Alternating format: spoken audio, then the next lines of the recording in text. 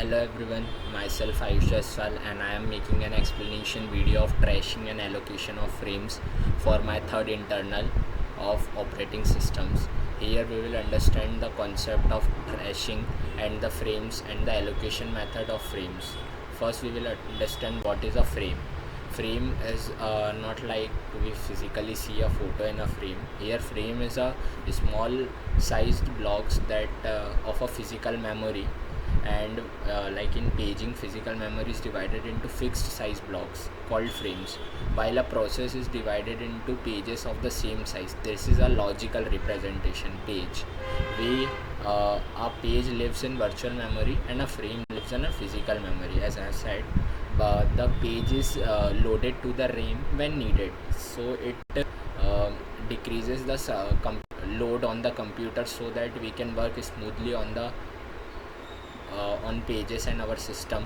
While trashing is the condition where a process or the whole system spends more time handling page faults and swapping page than executing useful instruction. Page faults are the page faults happens too often and performance collapse. So what this page fault means, like the page is loaded into the memory and we have requested a page that is not present in the active memory, so it generates a page fault. This is not good for the CPU and our system. Now, cause of trashing: CPU utilization looks low, so the OS increases the degree of multi-programming by admitting more processes, because CPU tries to use best use of the resources so that it cannot be wasted. A process that enters a new locality needs more frames, but a global policy may let it make frames from other processes. Think of it like when CPU becomes empty, the CPU increases the degree of multi-programming. So new processes came into the system, which led to use that frame of the what we can say. The frames that were swapping due to page faults are taken by the new process, so the swapping process more increases and the paging is increases as well.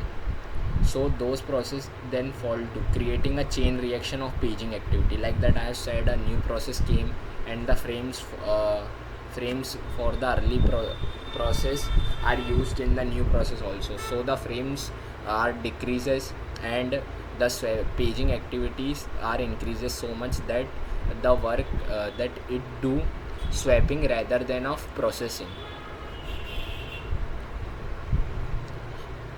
Here we can see that swapping diagram, and this is the curve where sorry, but the curve is little scared. Curve is like this and it is from this angle. Now, allocation of the frame allocation means deciding how the available physical frames are shared among the computing process. Like frames are allocated to different processes, so we can see the total number of frames is fixed by physical memory. So too few frames hurt a process, too many waste the RAM. So we have to make a particular balance where it is not wasted as well as it will not hurt a process too. Depends on demand. The different processes have different memory needs, so we need to understand the process demand and then provide them frames.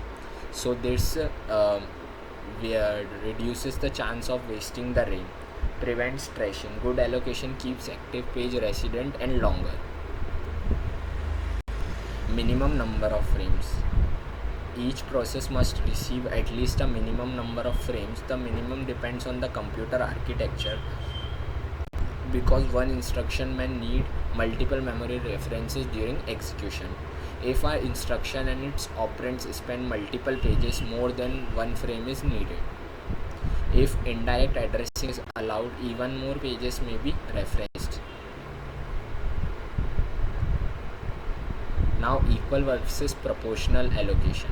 While here we will divide the frames equally to all the processes, but it is not fair for every process. Like a small process does not need this much amount of we can say the frame. It only needs 1 or 2 frames. So why we divide it equally?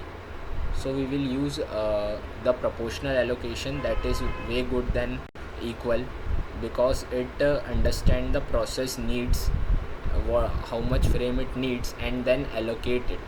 So the proportional allocation is better than equal allocation, but equal allocation is helpful in some criteria. We will see that also, like here. And equal allocation, 93 free frames and 5 processes is equals to allocation given about 80 frames each, with a few frames left as a free buffer. 3 frames I think are left. Yes, 3 frames. So in a proportional, 2 processes of 10 pages and 127 with 62 free frames. Proportional and allocations gives about 4 and 57 frames. So they are proportionally according to the process needs. Global versus local allocation. Here we have seen the global in our trashing, where the processes take the frames from running processes, but because the global does not depend on which frames are allocated, it takes the frames if it needed. It doesn't see if the frame is working or not, if the process is executing on the frame or not. It doesn't care. It takes the frame from it and do its task on that frame. While local focuses on the frames that are free and are in its region, like more stable and isolated behavior. And that's why local replacement is way better. Now, how to prevent thrashing? Give each process enough frames to hold its current locality of reference. Use local replacement so one process cannot easily spread damage to others. Reduce the degree of multi-programming when CPU utilization drops due to excessive pages. Keep some free frame reserved so page fault can be solved quickly. Now we can see, for trashing, a process spends more time paging than executing because it does not have enough frames. The main cause is excessive multi-programming and insufficient frame allocation increase page fault sharply. The key graph is that CPU utilization first rises, then drops suddenly when trashing begins, while minimum frames required by architecture so infrastructure can complete without constant faults. Thank you everyone. Hope you like my video, and thank you sir.